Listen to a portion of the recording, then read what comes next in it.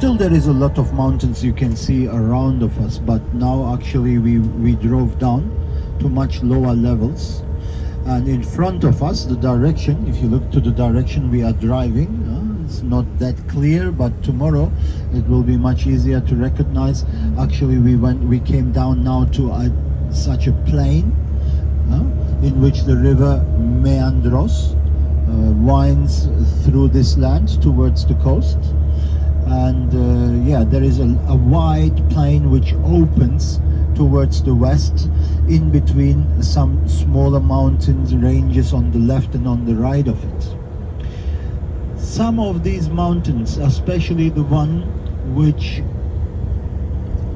now actually is directly behind of us, if you look back to the left, you see Honos mountain. We now are in the city of Denizli. Look, we see some industrial facilities around.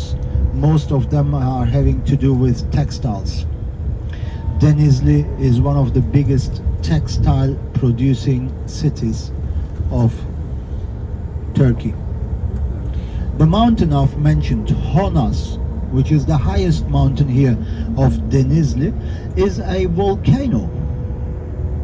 But according to the information of scholars, it is a very young volcano. It never erupted yet. But because of these volcanic activities under the ground, there is hot water springs. The ones of Pamukkale are very rich on calcium bicarbonate. This water comes out of the earth at several places near to the travertines. It's not just one spring.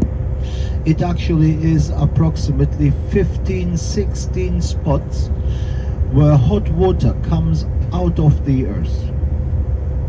This water has a temperature of approximately 36 degrees Celsius when it comes out of the earth, and immediately when it gets in contact with the oxygen coming out of the earth, there is a chemical reaction which makes the calcium in the water deposit on the ground while the water runs down the hill.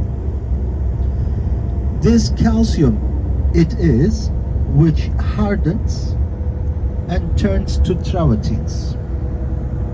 And these hot water springs, since antiquity, it's very well known that they are very healthy.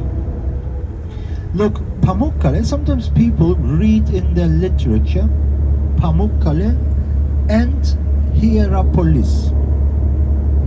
Hierapolis, ladies and gentlemen, and Pamukkale is the same thing.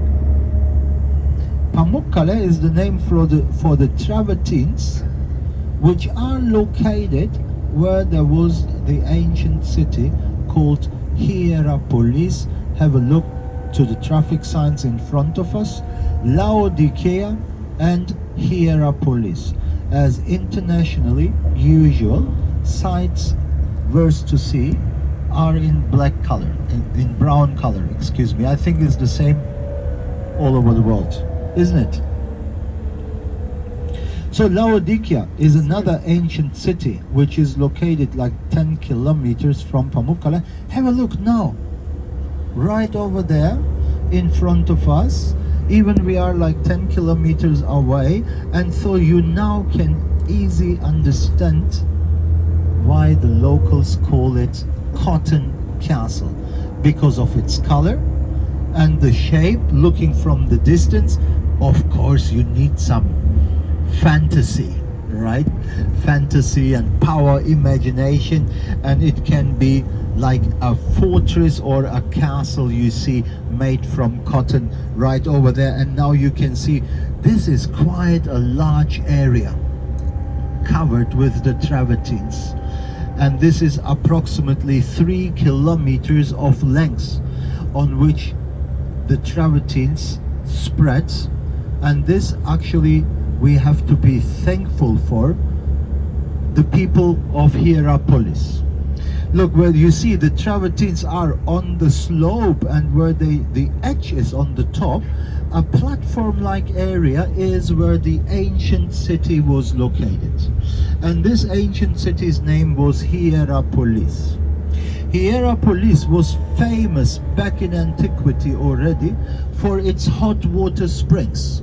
And people already knew thousands of years ago that this water can help for some diseases, to cure some diseases, especially dermatological diseases, skin diseases. A lot of people used to come for this, hopefully to get cured from their diseases.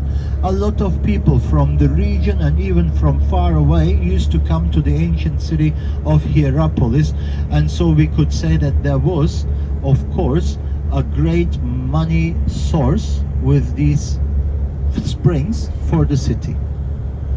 As the city got lots of visitors every day, of course everyone in the city obviously liked to profit from the hot water springs, and so they already created thousands of years ago a labyrinth, a network of pipes, not pipes, canals made from the rocks on the ground, to lead the water through the entire city, so that every area of the city can profit from the waters of the hot spring.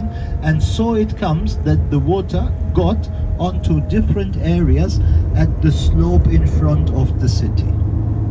And that's why I think that we should be thankful. Why?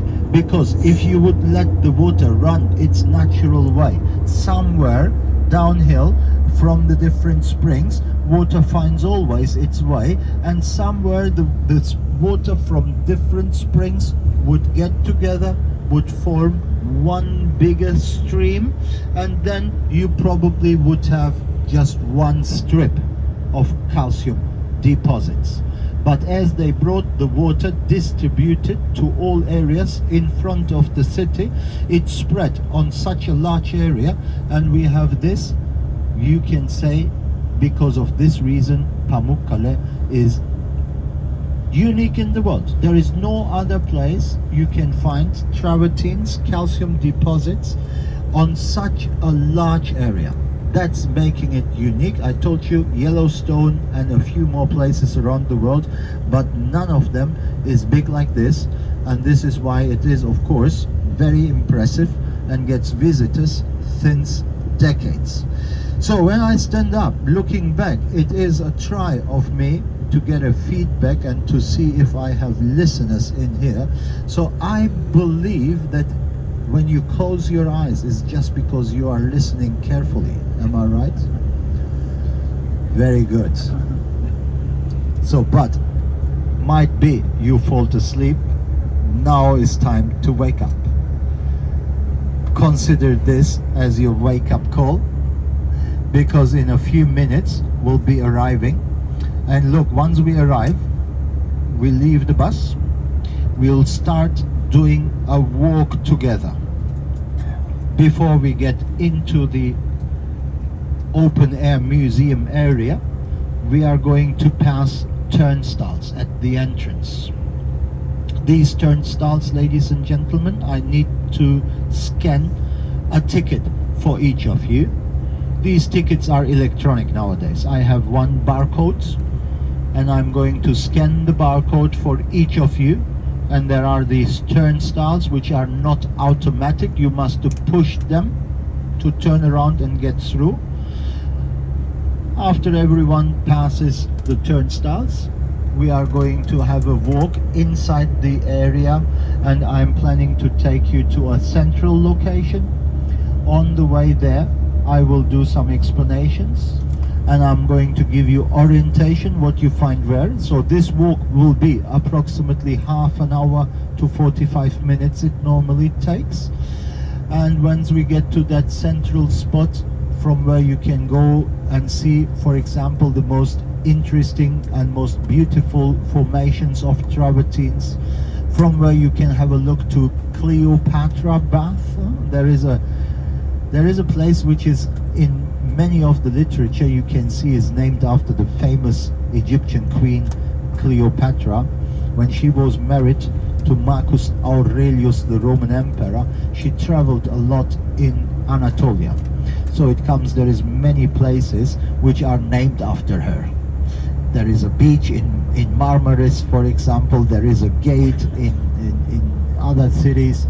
And here in Pamukkale, there is an ancient pool. It really is an ancient pool. It remains from a bathhouse which was standing there in antiquity, but the bathhouse has collapsed and it was built right on top of one of the hot water springs. So, and what from this bathhouse remains today is that antique pool in which there is columns laying on the bottom, ancient columns, and this is the pool they named after Cleopatra. Nobody knows if she ever really swam in that pool, but from the touristic point of view it sounds much better, huh? You got curious now when I say Cleopatra's pool. So if you like, you can. So we are not there to swim in that pool because we are going to stay in a thermal hotel. You can enjoy the thermal water pools of the hotel free of charge. If you would like to swim in that antique pool, they would charge you extra entrance. But it is within a facility. You can enter without paying an entrance fee just to see it. There is a cafeteria, and this is where you can go and have a look to the pool. Only if the people want to swim in it, they pay extra. I think for us is no need to do that because we are going to stay in a thermal hotel and you can enjoy the pools of the hotel till late night. The pools are open till 11 o'clock. So after arriving, you can go and swim in the thermal water before or even after the dinner time. So from that central location, I can point out things which are the most interesting things to see. You are going to have free time. When I'm guiding, I use something to lift up.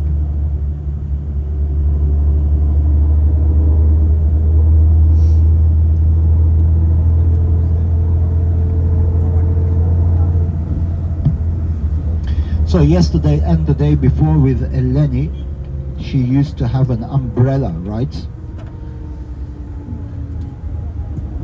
I have such an antenna with a flag of Turkey.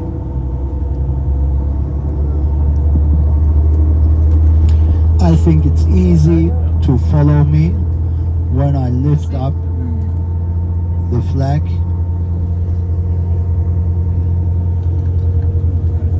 Look at this. Isn't it beautiful?